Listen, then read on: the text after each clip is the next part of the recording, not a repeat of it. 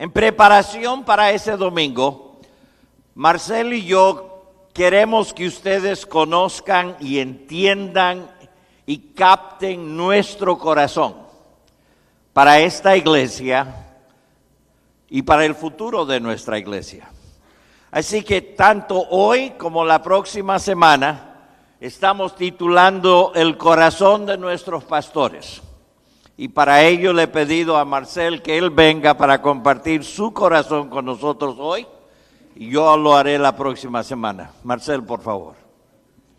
A los 12 años, yo y mi familia estuvimos aquí en la 57 Avenida. Era muy diferente que hoy.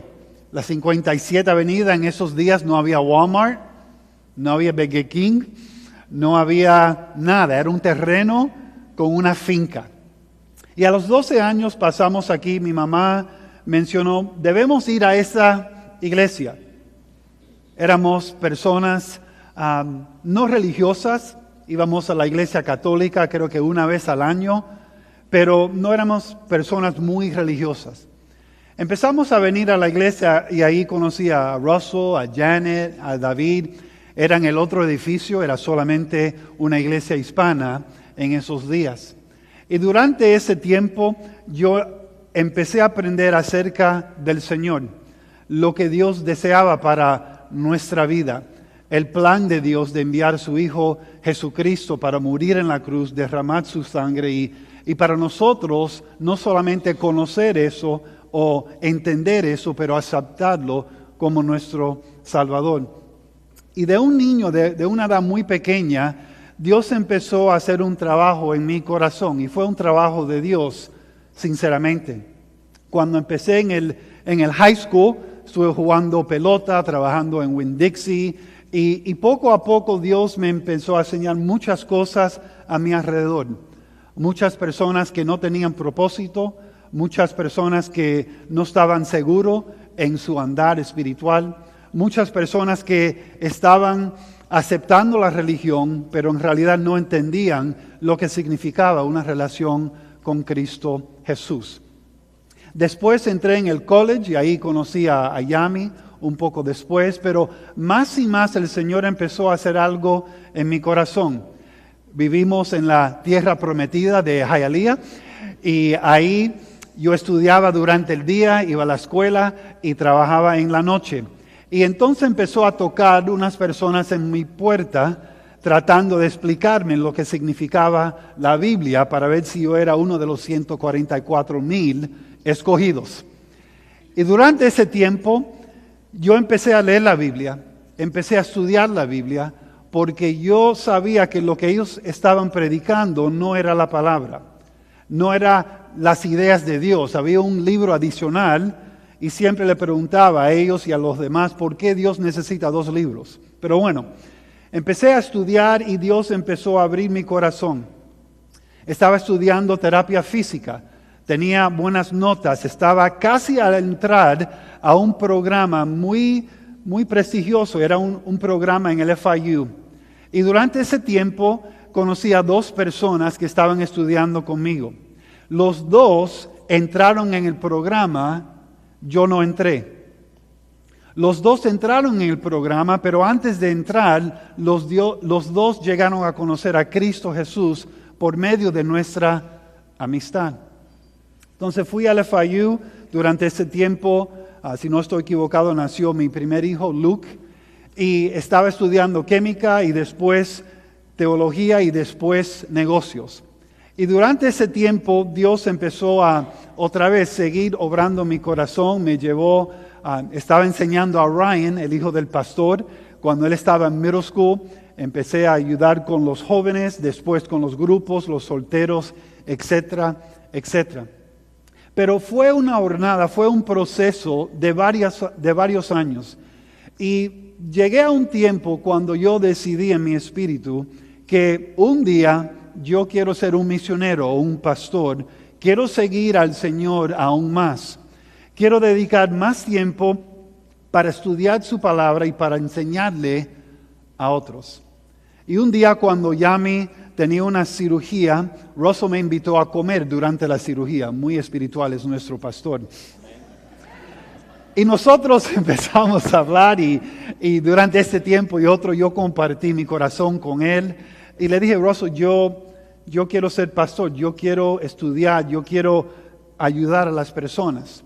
Y después de eso siguió mi carrera en la UPS y trabajé ahí unos 16 años. Empecé de abajo y subí hasta una posición bastante alta en la compañía.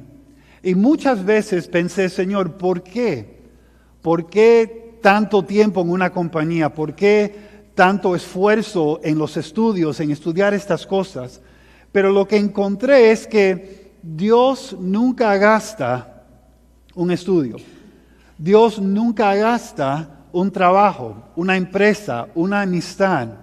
Dios siempre usa nuestra vida, la totalidad de nuestra vida, para sus propósitos eternos.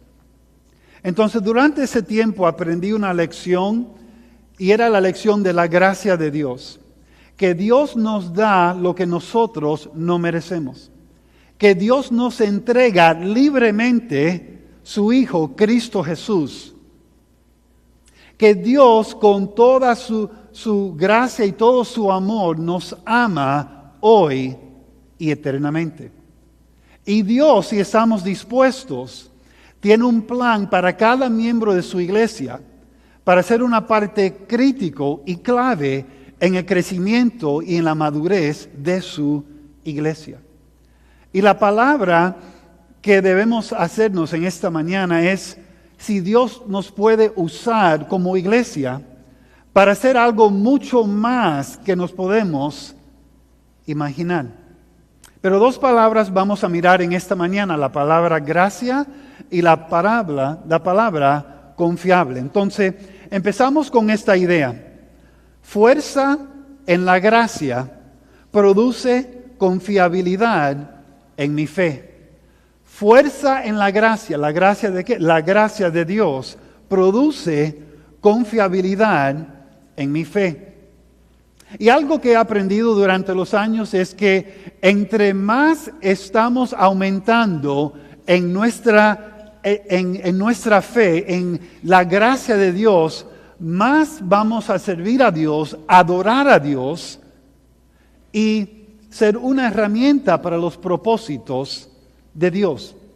Durante los años de su crecimiento espiritual, usted debe adorar a Dios con más libertad, con más gozo, con más fuerza.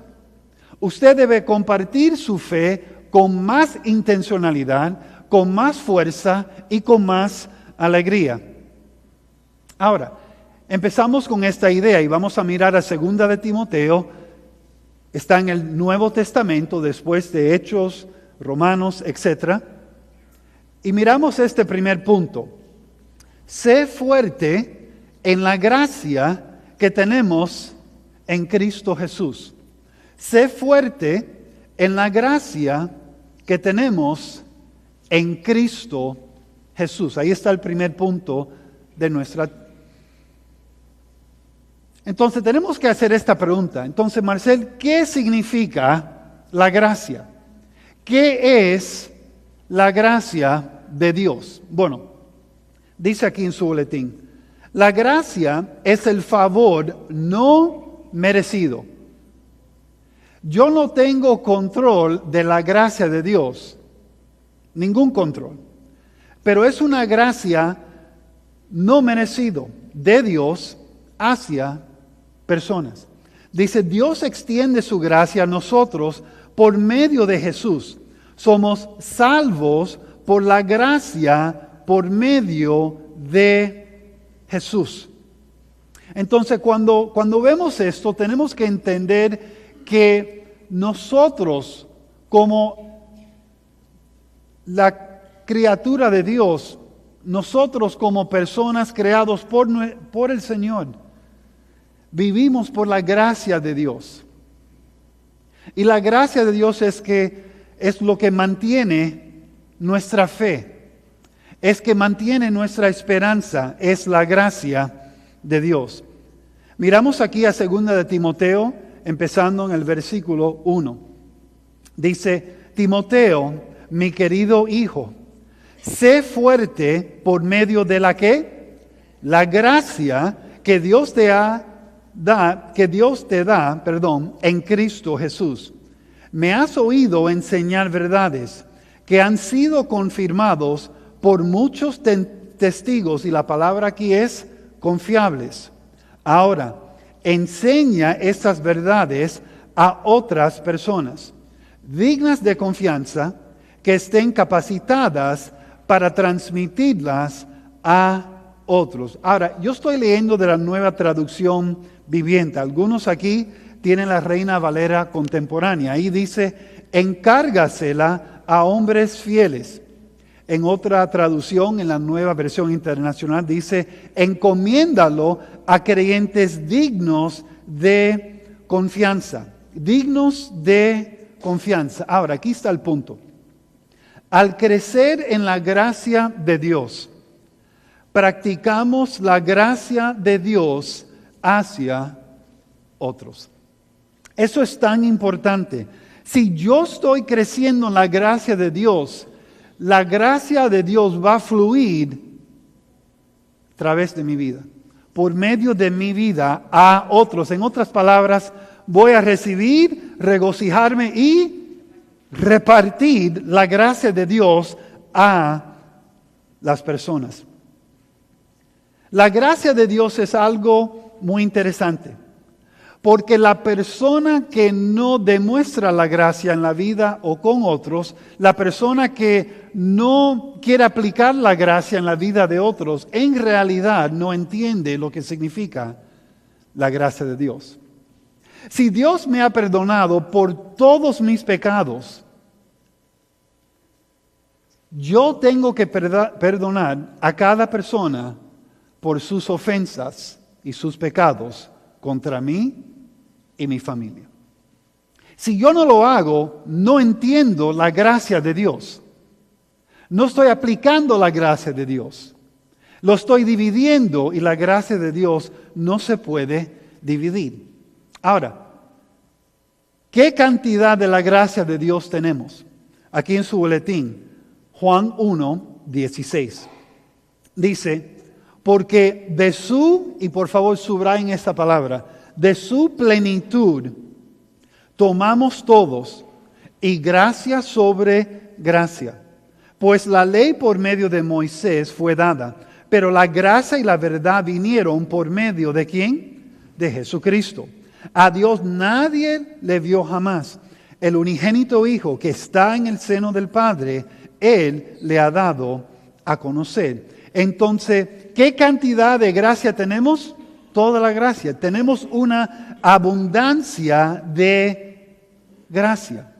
Y por eso tenemos la exhortación. Sé fuerte en la gracia que tenemos en Cristo Jesús. Pero, ¿cuál es la tendencia del creyente? El creyente que no está fortaleciéndose en la palabra de Dios, hay una tendencia, y esto lo vemos mucho cuando vamos al mar o vamos a un lago y vemos un pedazo de madera. Dice aquí, cuando no crecemos, regresamos a practicar nuestros pecados. Cuando no crecemos, estamos y regresamos a practicar a nuestros pecados. Aquí tenemos una foto de un pedazo de madera en el mar. ¿Han estado en la playa y ven que alguien tira un pedazo de madera o un artículo en el mar y entonces pasan unos 10 segundos y entonces empieza a correr unos 10 pies, pero después de 15, 20 segundos ya son 100, 200 hasta que uno no lo ve? Nuestra tendencia es alejarnos del Señor. Entonces, para ser fortalecidos en la fe, tenemos que ser intencional en aprender y aplicar la gracia de Dios. Cuando yo estaba en high school, había momentos y tiempos que yo me estaba alejando del Señor. Algunos no lo conocen, o no conocen de esto, pero por un tiempo empecé a tocar música con un amigo mío como un DJ. Yo sé que algunos están como, ¿qué? Sorprendido, pero sí, era una realidad. Y por un tiempo estaba ganando dinero y haciendo eso, pero Dios siempre me estaba llamando la atención en medio de esa distancia que yo estaba creando. Entonces, aquí está la pregunta en esta mañana. ¿Hay una distancia entre usted y Dios en esta mañana? Si usted mira los últimos 5 o 10 años de su vida, ¿pueden ver un patrón de acercarse más y más a Dios? ¿O están creando una distancia año tras año, mes por mes, día por día? Nuestra tendencia no es acercarnos a Dios, es crear una distancia y no depender de Dios. Mi corazón, dice aquí en su boletín, mi corazón es que cada persona en la iglesia global personalmente experimente una relación con Jesús, la plenitud de la gracia de Dios y la fuente de la vida. La fuente de vida, la fuente es Cristo Jesús. Cada persona tiene que reconocer que ellos han pecado. Todos hemos pecado y estamos, ¿qué? Destituidos de la gloria de Dios. Pero Dios nos ama aunque vivimos en pecado. Pero ese pecado no se puede parar en la presencia de Dios.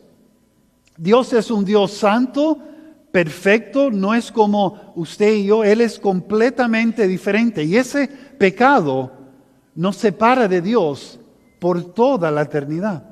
Pero cuando vino Cristo, todo cambió. En los tiempos antiguos, cuando una persona tenía que confesar su pecado en Israel, ellos tenían que comprar un animal, llevar ese animal al sacerdote, poner su mano sobre la cabeza de ese animal, cortarle el cuello del animal para empezar a sangrar y durante ese tiempo confesar sus pecados directamente al sacerdote. Ayudar en el proceso de matar el animal, poner el animal sobre el altar, quemar el animal, mirar el humo, todo eso por un pecado. Cuando vino Jesús a esta tierra, Él murió por nuestros pecados. Él tomó el pago de nuestros pecados cuando Él murió en la cruz en Calvario. Entonces, cuando Él derramó su sangre, cuando Él fue enterrado, cuando Él fue resucitado, ya no hay ningún problema con decir, ya no quiero matar a esos animales. Ya tengo el Cordero de Dios y voy a confiar en Él, en su sacrificio, en su muerte, en su resurrección. Y la Biblia dice que cuando nosotros llegamos a Él, cuando confesamos nuestros pecados, Él es ¿qué? Es fiel y justo para perdonarnos nuestros pecados y limpiarnos de toda maldad. Marcel, ¿no tengo que llenar mis manos de sangre? No, ya Cristo llenó su cuerpo de sangre en la cruz.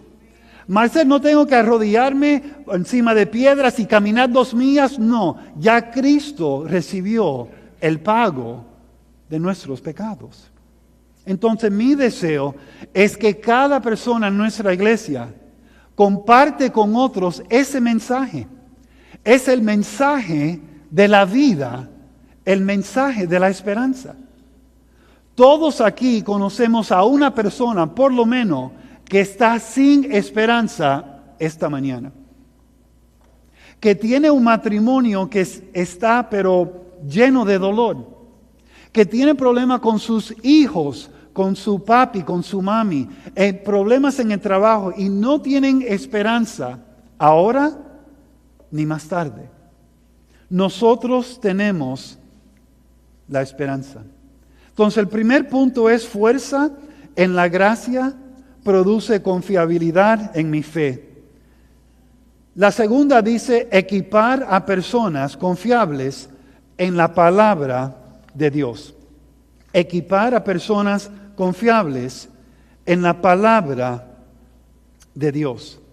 Aquí vemos en este capítulo, también en estos primeros 2 versículos, 4 personas: Pablo, Timoteo, personas confiables y otros. Y después vamos a hablar un poco más de eso. Pero dice aquí en su boletín, personas confiables concentran en desarrollar su carácter espiritual. Cuando yo hablo con parejas, siempre le digo, cuando ustedes se casen, van a ver el verdadero hombre, el verdadero mujer. Porque en el matrimonio, el esposo y la esposa son como un espejo. ¿Estoy diciendo la verdad, sí o no? Ella me enseña lo bueno, pero no me deja olvidar lo malo. Ella me ayuda en las cosas débiles y me exhorta en las áreas que necesito ánimo. Pero la persona confiable empieza a enfocarse en su carácter, entendiendo que ellos necesitan crecer espiritualmente. Segundo punto dice, personas confiables maduran y personas maduras y equipan a otros. Equipan a otros. Y ahora lo que vamos a ver es unos ejemplos de esto en acción. Y Pablo empieza a usar unas metáforas para ayudarnos a entender esto. El primero, miren aquí por favor a 2 de Timoteo 2, empezando en el versículo 3. Dice, soporta el sufrimiento junto conmigo como un buen ¿qué? Soldado de Cristo Jesús. Ningún soldado se enreda en los asuntos de la vida civil. Dice, porque de ser así, no podría agradar al oficial que los reclutó. Entonces, primeramente hablamos de la idea de un buen soldado de Cristo Jesús. Entonces, cuando nosotros vemos un soldado, vemos una persona que debe estar ¿qué? Listo. Cuando yo fui a Washington hace 2 semanas, cuando entré en el aeropuerto había un policía, era un soldado militar, con una ametralladora bastante larga. Él estaba listo. ¿Listo para qué? Listo para cualquier cosa. Estaba en el lugar principal de nuestra nación. Dice, viva para los propósitos de Dios y no permita ser distraído del plan de Dios. Entonces la idea es que nosotros como creyentes, soldados, debemos tener un enfoque. Imagínense por un instante que nosotros estamos en Irak y entonces tenemos el celular puesto y alguien nos está llamando en medio de una batalla para vendernos unas vacaciones en Orlando. ¿Cuántos creen que es una buena idea no recoger el teléfono?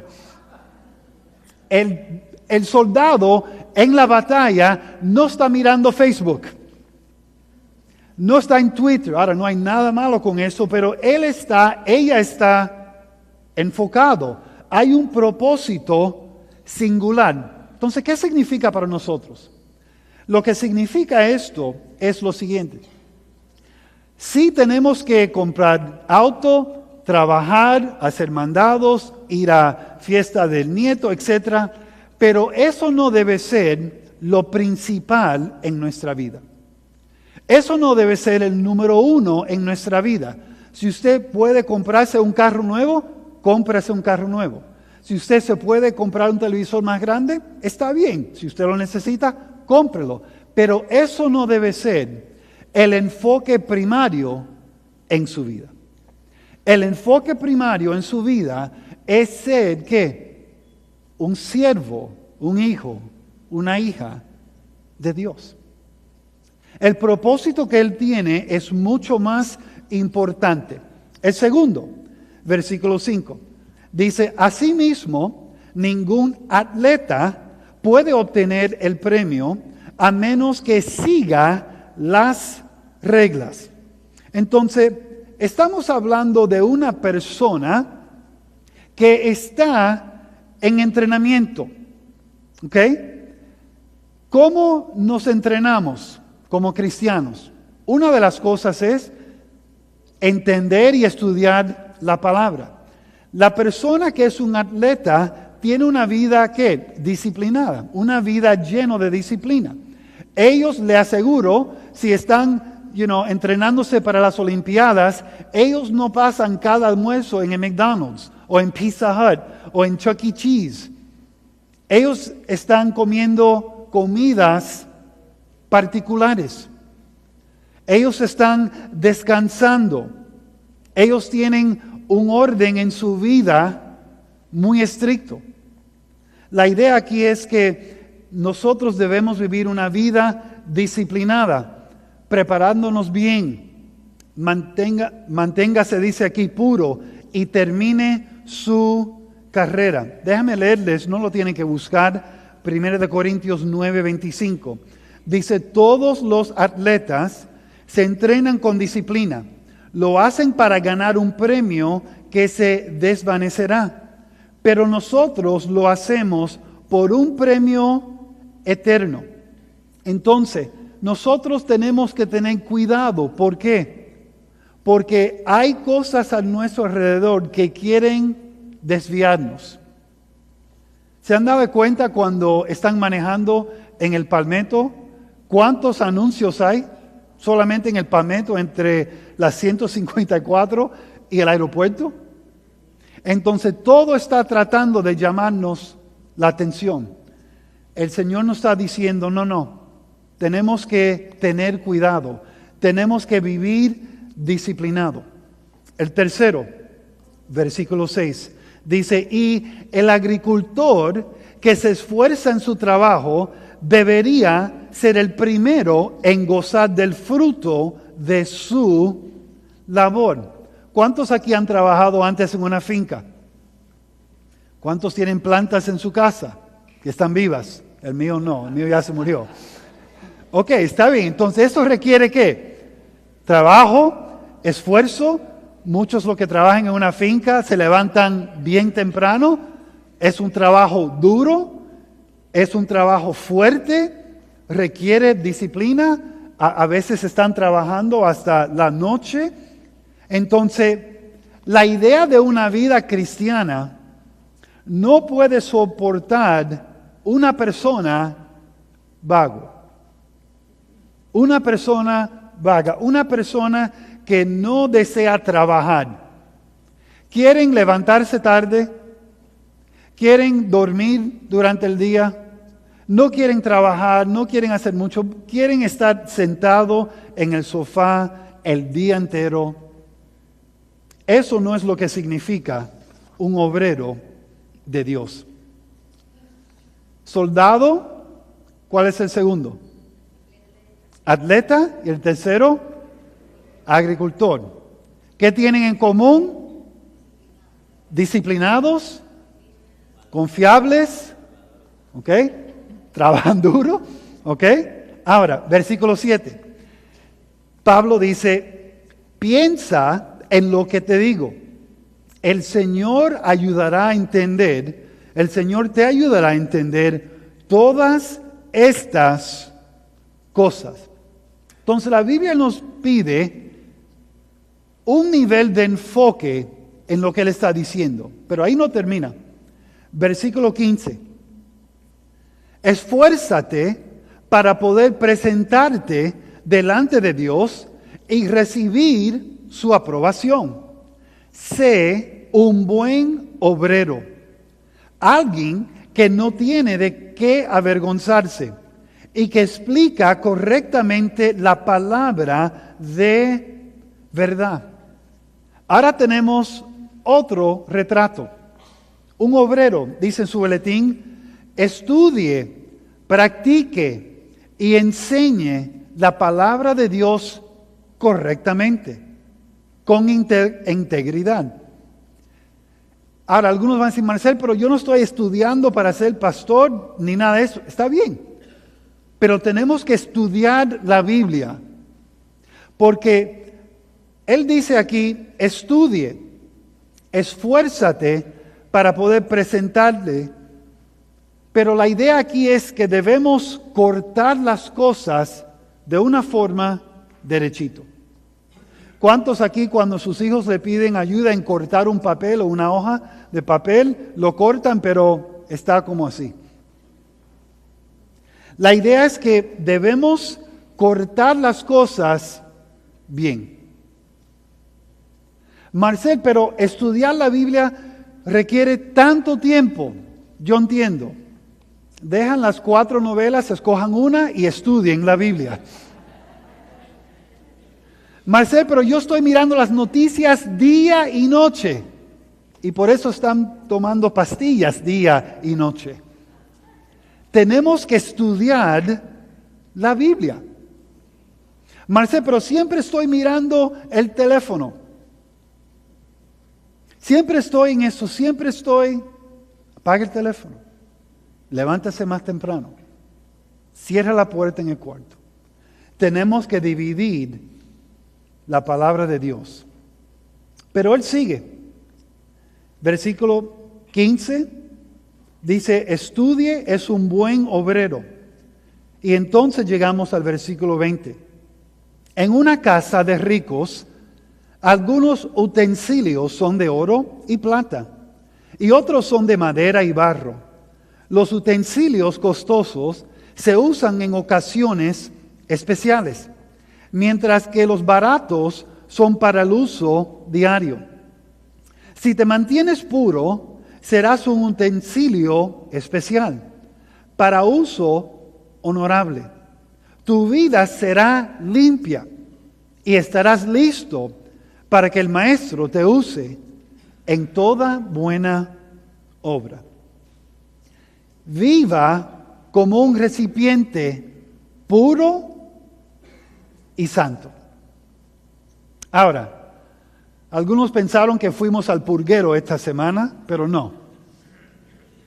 Pero cada persona en su casa tiene una vasija, unos platos, etcétera, que son especiales. No son los platos diarios. Los platos diarios en mi casa son platos de papel. Esos son los platos diarios.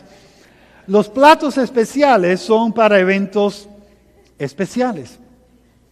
Pero es interesante cuando miramos la Biblia y miramos la metáfora de una herramienta o un utensilio santo.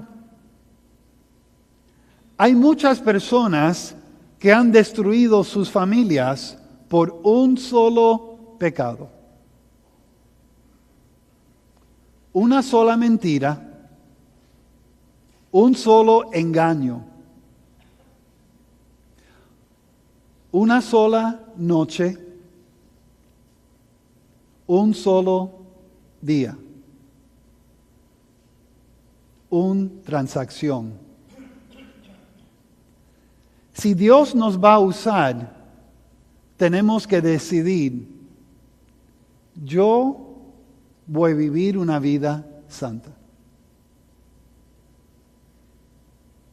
Cuando presentamos nuestra vida a Dios para que Dios nos use como iglesia, tenemos que ser una iglesia pura.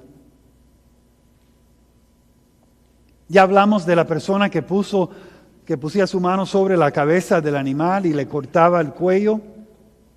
Pero diariamente tenemos que decir y preguntar, Señor, hay algo en mi vida, hay algo en mi corazón que no debe estar ahí. Señor, hay algo en mi actitud que no debe estar presente. Señor, hay una foto en mi mente que no debo estar pensando. Señor, hay un deseo en mi corazón que no debo seguir. Hay una calle en donde no debo doblar. Hay un negocio que no debo empezar. Para que Dios use nuestra iglesia en una manera que no nos podemos imaginar, tenemos que ser una iglesia intachable, santa, para el uso del Señor. su vida en esta mañana, ¿hay una mancha de pecado? ¿Hay algo en su corazón o en su mente que no debe estar ahí? Están en el lugar apropiado y Dios está listo para perdonarnos cuando confesamos nuestro pecado para Él. Versículo 20 al 21. Pablo le dice, huye de todo lo que estimule las pasiones juveniles. En cambio, sigue la vida recta, la fidelidad, el amor y la paz. Disfruta del compañerismo de los que invocan al Señor con un corazón puro. En la Biblia, Pablo le está diciendo a Timoteo que evite las pasiones juveniles. A mí me dará pena. Wow, aquí no es solamente para la iglesia, es para toda persona saber que este muchacho, como muchos de nosotros, tenemos tentaciones, pero él lo está animando, evite esas tentaciones. En Cristo Jesús no tenemos que someternos a la tentación. Dios siempre, siempre, siempre permite una salida. Él siempre nos presenta una puerta. Tenemos que escoger salir por esa puerta. Tenemos que escoger no pecar más. Fuerza en la gracia produce confiabilidad en mi fe. Versículo 24. Seguimos. Un siervo del Señor no debe andar peleando, sino que debe ser bondadoso con todos, capaz de enseñar y paciente con las personas difíciles. ¿Cuántos conocen una persona difícil?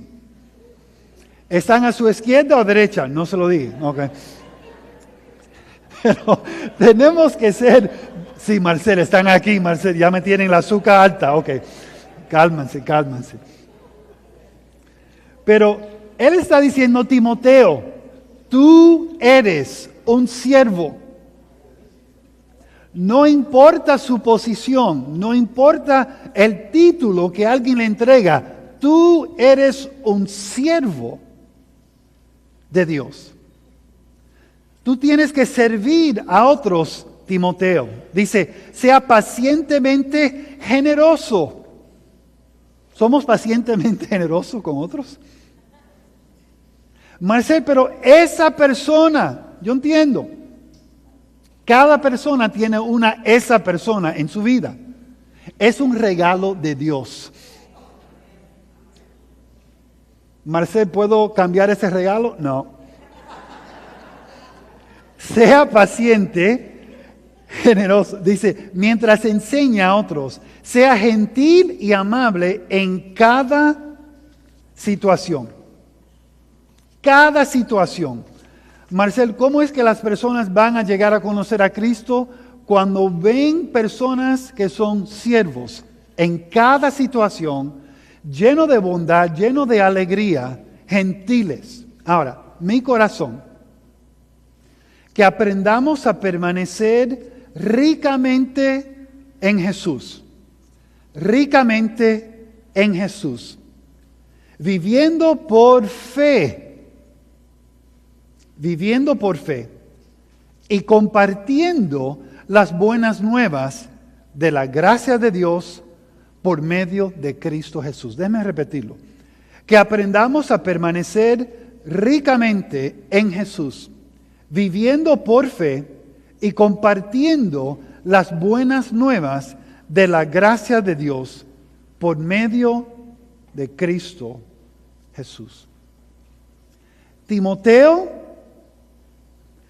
fue enseñado por Pablo y ahora otros hermanos y sigue. Estimular, número 3. A personas confiables a enseñar a otros.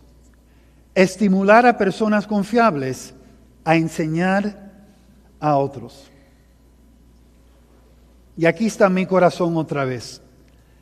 que intencionalmente hagamos discípulos. ¿Qué es un discípulo? Un discípulo es una persona que sigue a Jesús con la ayuda de otra persona.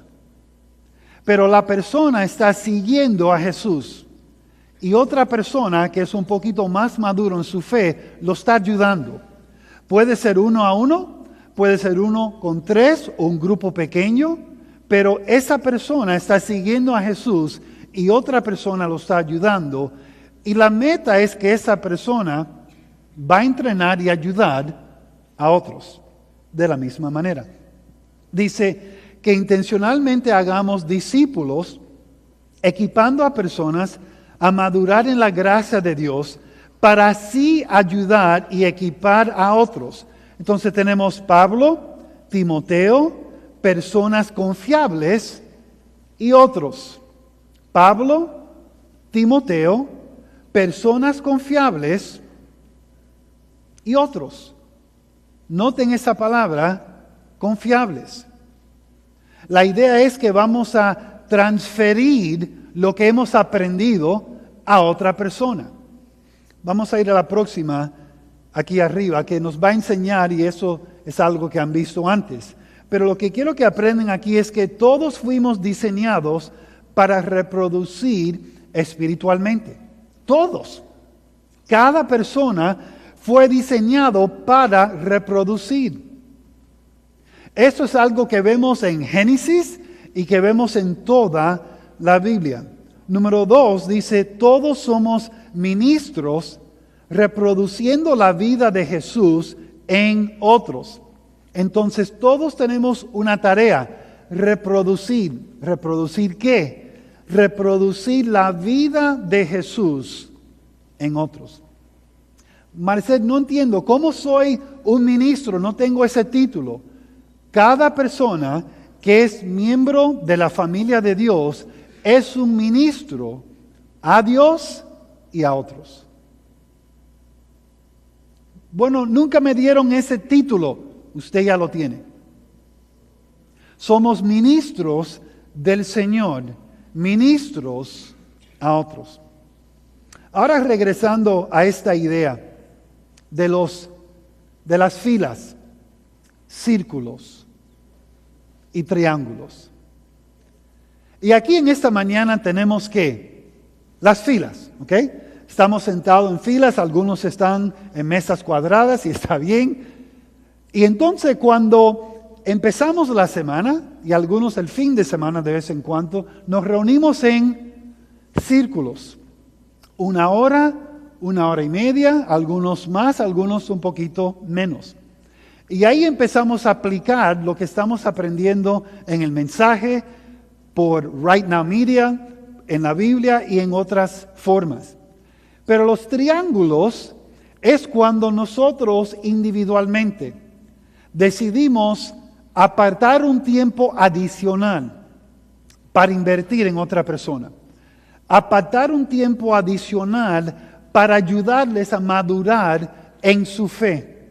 Mi corazón dice aquí que seamos personas y un lugar para influenciar las personas en los caminos de Dios. Que seamos personas y un lugar para influenciar, es la palabra, a personas en los caminos de Dios y equiparlos a influenciar en cada área de su vida. Esa palabra influenciar es muy importante. Ya estamos cambiando el nombre de la iglesia. Iglesia global. Noten, personas para todos en todo lugar. ¿Quién no está en esa categoría? No, todos están incluidos. Todo lugar, toda nación, todo idioma. Iglesia global, un centro de entrenamiento para todos en todo lugar. Marcel, ¿qué significa eso? Ahora vamos a hablar. Un centro de entrenamiento para todos en todo lugar. Ahora, durante los próximos 10 minutos, yo les voy a pedir que usen su imaginación, ¿ok? Y piensan por un instante en sus habilidades, dones, experiencia. Y vamos a hablar acerca de algunas cosas aquí. Primero, ¿qué significa un centro de entrenamiento? Alcance comunitaria y desarrollo familiar. Empezamos con la comunidad, empezamos con la familia. Piensan o debemos pensar en las posibilidades.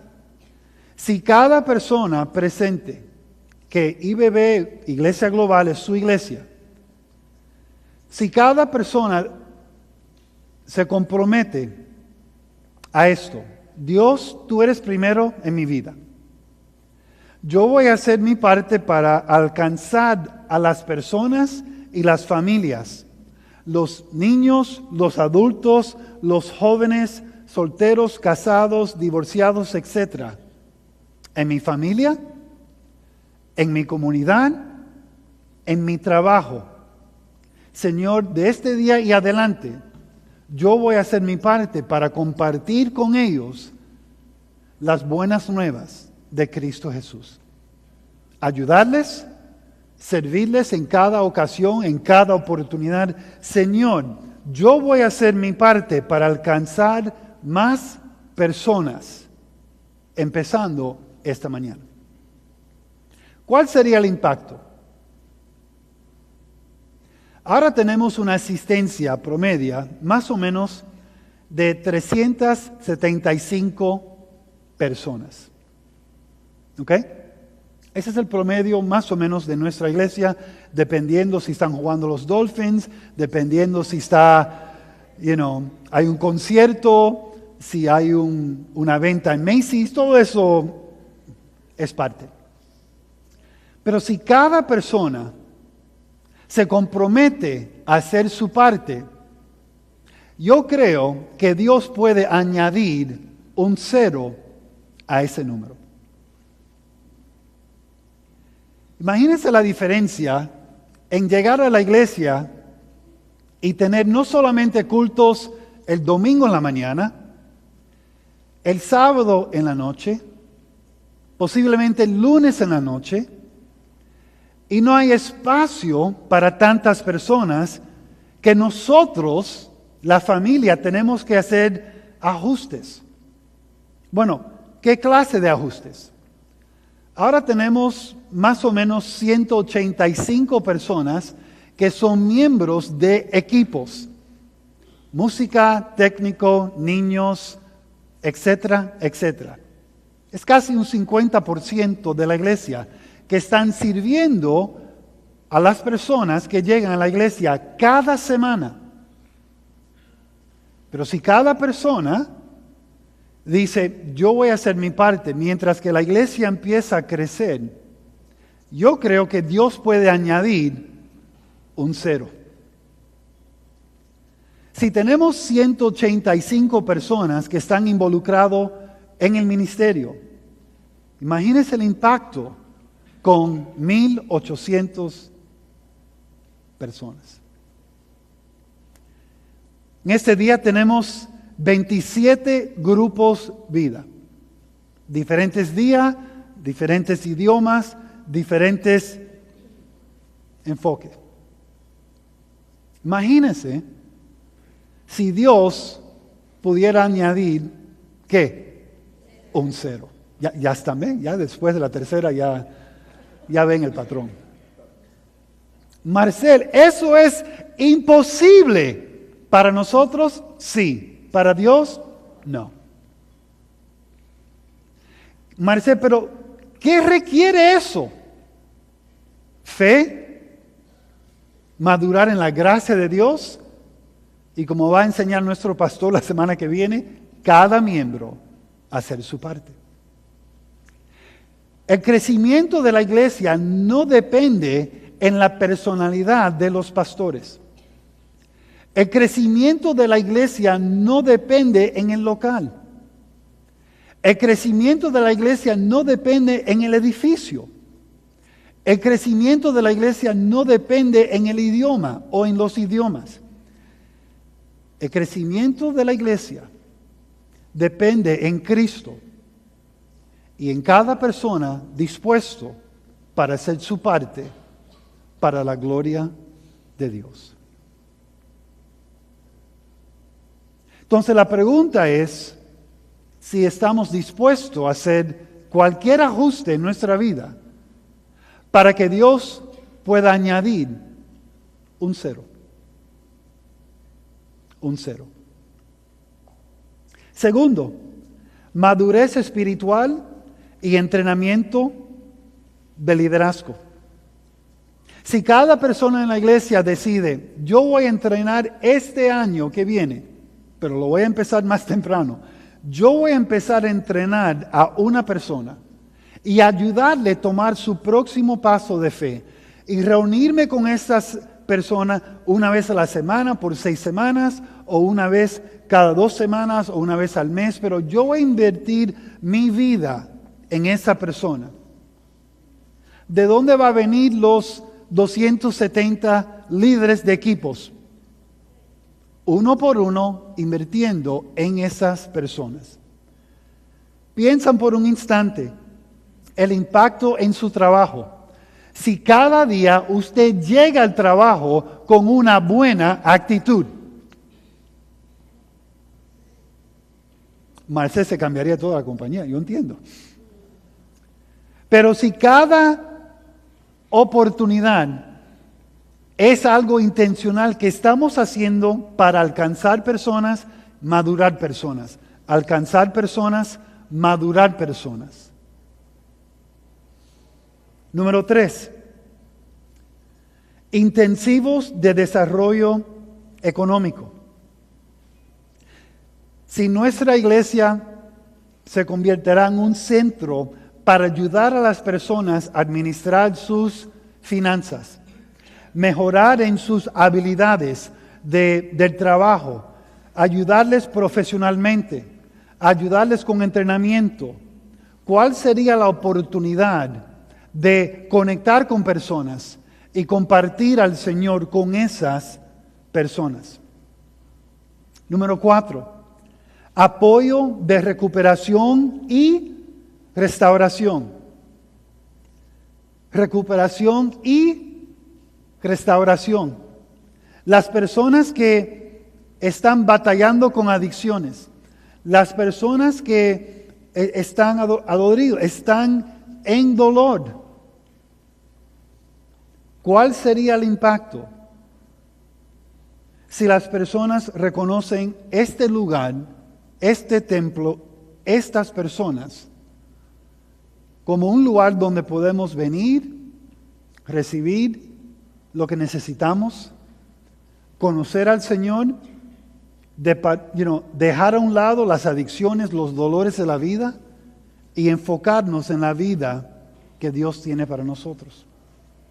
¿Cuál sería el impacto que si las personas divorciadas y pasando por un tiempo difícil pudieran llegar aquí más y más personas y encontrar apoyo, encontrar soporte para su vida, para sus hijos? ¿Cuál sería el impacto? Y finalmente, desarrollo de artes creativas. Desarrollo de artes creativas. Si esto sería un centro, un lugar, una iglesia donde las personas pueden venir y desarrollar sus habilidades de arte, donde ellos puedan venir y aprender de otros, tener un coach, tener personas que puedan invertir en su vida, ¿cuál sería el impacto? Yo creo un 0 adicional. Y aquí, y con esto terminamos. 3 preguntas. ¿Crecerá fuerte en la gracia de Dios? ¿Crecerá fuerte en la gracia de Dios? Número 2, ¿alcanzará a otros? Vamos a hacer nuestra parte para alcanzar a las personas que no conocen a Cristo y sin Cristo. Su destino es una vida, una eternidad sin Dios en el infierno. Y finalmente, ¿ayudará y equiparará a otros crecer espiritualmente?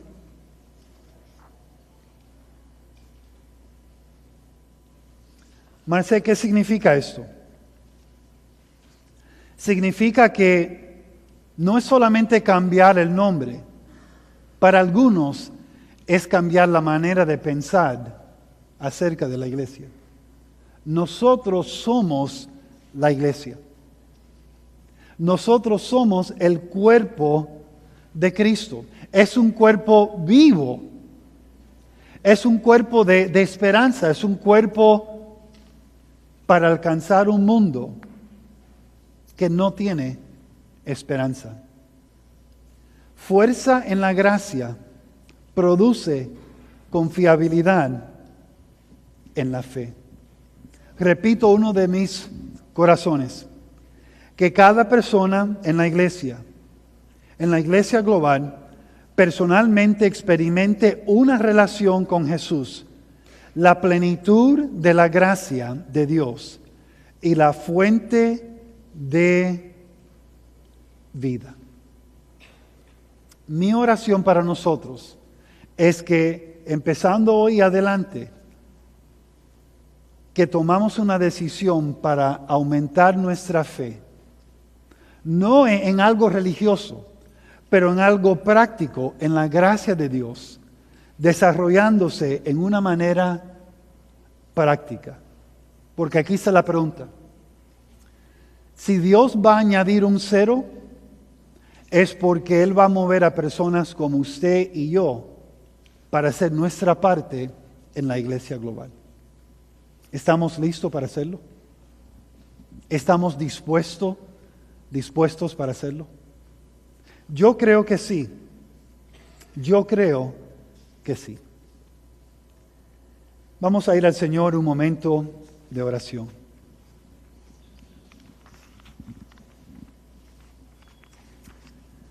Señor, gracias por esta mañana. Señor, en realidad no tenemos un entendimiento perfecto del futuro. No sabemos, Señor, lo que tú deseas para nuestra iglesia en el futuro, pero sí sabemos, Señor, que tu Biblia nos da la guía. Y aunque no tenemos que saber cada detalle de cada situación, sí podemos entender, Señor, que tú deseas la madurez de su iglesia. Señor, el enfoque no es tanto el número, pero, Señor, el enfoque en lo personal, en crecer en la gracia de Dios. Señor, eso va a traer un impacto directo al número. Los números importan porque las personas importan. Y Señor, hoy te entregamos este mensaje, esta iglesia, su iglesia, Señor. Sabemos que tú tienes un plan para tu iglesia.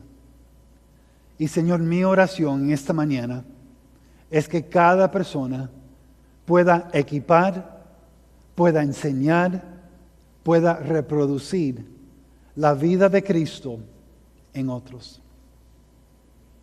Gracias, Señor, por tu gran amor. En el nombre de Cristo Jesús. Amén.